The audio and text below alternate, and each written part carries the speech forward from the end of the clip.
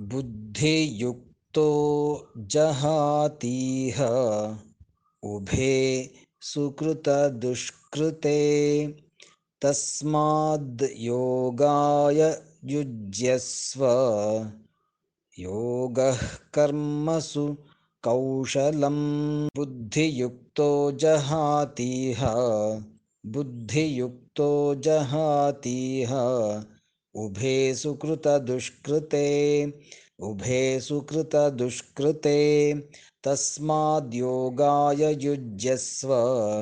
तस्माद्योगाय युज्यस्व योगः कर्मसु कौशलम् योगः कर्मसु कौशलम् बुद्धियुक्तो जहातीह उभे सुकृतदुष्कृते तस्माद्योगाय युज्यस्व योगः कर्मसु कौशलम्